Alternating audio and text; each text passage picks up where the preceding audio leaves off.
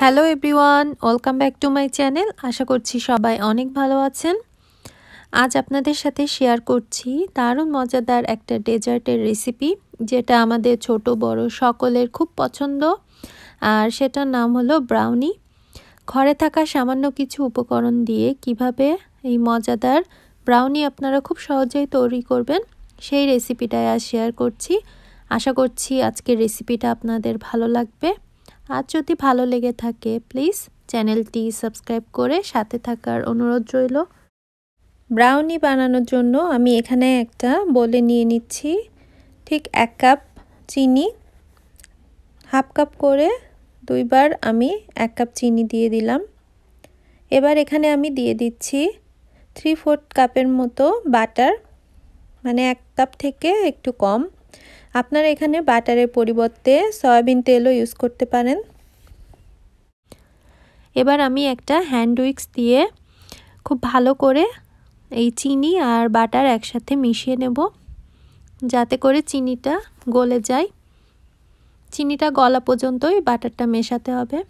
এবার আমি দিয়ে দিচ্ছি রুম টেম্পারেচারে রাখা 2টা ডিম। আর ডিমগুলো কিন্তু অবশ্যই রুম টেম্পারেচারে এনে তারপর ইউজ করবেন। এবার আমি এখানে দিয়ে দিচ্ছি 1 চা চামচ মতো ভ্যানিলা এসেন্স, যাতে ডিমের কোনো স্মেল ব্রাউনি থেকে না আসে। এবার আমি আবারও হ্যান্ড উইক্স দিয়ে খুব ভালো করে মিশিয়ে নিলাম। 3-4 মিনিট ধরে এই বাটার, চিনি আর ডিম একসাথে আমি মিশিয়ে নিয়েছি। এবার বাটিটাকে সরিয়ে রেখে এখানে আমি আরেকটা বাটি নিয়েছি, তারপর একটা স্টেইনার দিয়েছি। এবার আমি এখানে দিয়ে দিলাম ঠিক হাফ কাপ ময়দা, আর দিচ্ছি হাফ কাপ মতো কোকো পাউডার। তো হাফ কাপ কোকো পাউডার আর হাফ কাপ ময়দা ইউজ করতে হবে। এবার এখানে আমি দিয়ে দিচ্ছি সামান্য একটু লবণ, 1/4 চা চামচের মতো। তারপর আমি দিয়ে দিলাম 1/4 চা চামচের মতো বেকিং পাউডার। বেকিং পাউডারটা এখানে খুব বেশি ইউজ করা যাবে না, কারণ ব্রাউনি সাধারণত নর্মাল কেকের মতো এত ফোলে না, তো এজন্য আমি বেকিং পাউডারটা কমই দিলাম। এবার আমি খুব ভালো করে শুকনো উপকরণগুলো চেলে নিলাম। এবার আমি আরেকটা চামচ দিয়ে খুব ভালো করে সব কিছু আরেকবার একসাথে মিশিয়ে নিলাম। অবশ্যই এই শুকনো উপকরণগুলো একসাথে চেলে তারপর ইউজ করবেন, তাহলে ব্রাউনিটা ভেতর থেকে খুব সফট হবে আর খেতেও ভালো লাগবে। এবার আমি এই শুকনো উপকরণগুলো সেই ডিম আর বাটারের মিশ্রণের সাথে দিয়ে দিলাম একবারেই। এবার আমি হ্যান্ড উইক্স দিয়ে আবারও খুব ভালো করে সব কিছু একসাথে মিশিয়ে নিচ্ছি। খুবই সহজ কিন্তু রেসিপিটা, আর এই উপকরণগুলো মোটামুটি বাসায় সবারই থাকে, তো ঝটপট তৈরি করা যায়, খুব বেশিক্ষণ লাগেও না, কিন্তু খেতে খুবই টেস্টি। তো এই যে দেখতে পাচ্ছেন 3 থেকে 4 মিনিট খুব ভালো করে মিশিয়ে নেওয়ার পর ঠিক এরকম একটা ব্যাটার তৈরি হবে।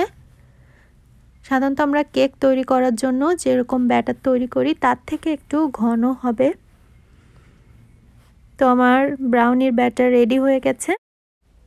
সবশেষে এখানে আমি দিয়ে দিচ্ছি হাফ কাপের মতো চকলেট চিপস। আপনারা এখানে চকলেট চিপসের পরিবর্তে নর্মাল চকলেটও টুকরো করে দিতে পারেন, এতে করে খেতে ব্রাউনিটা আরও বেশি টেস্টি লাগে। তো চকলেট চিপস দিয়ে আমি আবারও খুব ভালো করে একবার মিশিয়ে নিচ্ছি। তারপর আমি ব্রাউনি আজ ইলেকট্রিক ওভেনে বেক করব। তার জন্য ওভেনটাকে আমি 350 ডিগ্রি ফারেনহাইটে প্রিহিট করে নিয়েছি। তারপর আমি ব্রাউনি 20 থেকে 25 মিনিটসের মতো বেক করব। এখানে দেখতে পাচ্ছেন আমি একটা স্কয়ার শেপের কেক মোল্ড নিয়ে নিয়েছি। এখন আমি একটা বাটার পেপার দিয়ে কিছুটা বাটার ব্রাশ করে দিয়েছি। এবার আমি যে ব্রাউনির ব্যাটারটা রেডি করেছিলাম সেটা এখানে দিয়ে দিচ্ছি। দিয়ে আমি এটাকে ইলেকট্রিক ওভেনে দিয়ে দেব। আপনারা কিন্তু চুলাতেও করতে পারেন, চুলাতে টাইমটা একটু বেশি লাগবে, 30 থেকে 35 মিনিটসের মতো। তো দেখতে পাচ্ছেন আমি সবটুকু ব্যাটার দিয়ে দিয়েছি। এবার আমি ফিরে আসছি ব্রাউনিটা রেডি হওয়ার পর তো 25 মিনিটস পর আমি ব্রাউনি বের করে নিয়েছি। তো দেখুন একদম পারফেক্টলি কুকড ব্রাউনি রেডি। নিচের বাটার পেপারটা আমি খুলে আপনাদের একটু দেখিয়ে দিচ্ছি নিচেরটা কেমন হয়েছে। তো এই যে দেখুন একদম দোকানের মতো ইয়ামি ব্রাউনি রেডি। এবার আমি এই ব্রাউনিটা ছোট ছোট পিস করে কেটে নেব স্কয়ার শেপের। আপনাদের পছন্দ মতো ছোট বড় সাইজ করে এটা কেটে নিতে পারেন। খুবই সহজ রেসিপি আর ছোট থেকে বড় সবারই কিন্তু খুব ফেভারিট এটা, স্পেশালি বাচ্চাদের স্কুলের টিফিনের জন্য আপনারা এই রেসিপিটা অবশ্যই একবার হলেও ট্রাই করবেন। আশা করছি ভালো লাগবে। আর কেমন হয়েছে আমাকে প্লিজ কমেন্টস করে জানাবেন। যদি রেসিপিটা ভালো লেগে থাকে তাহলে প্লিজ চ্যানেলটি সাবস্ক্রাইব করে পাশে থাকা বেল নোটিফিকেশনটি অন করে দিবেন আরও নতুন নতুন রেসিপি দেখার জন্য। তো এই যে দেখতে পাচ্ছেন আমি স্কয়ার শেপ করে কেটে নিয়েছি। এবার একটা পিস আমি আপনাদের উঠিয়ে দেখাচ্ছি ভেতরটা কেমন হয়েছে। তো দেখুন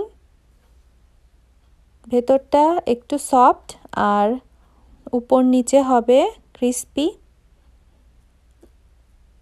তো রেডি হয়ে গেল একদম দোকানের মতো পারফেক্ট ব্রাউনি। আপনারাও এভাবে ব্রাউনি তৈরি করে খাবেন, আশা করছি ভালো লাগবে। তো সবাই ভালো থাকুন, সুস্থ থাকুন, দেখা হবে অন্য কোনো রেসিপি নিয়ে। সেই পর্যন্ত বাই বাই।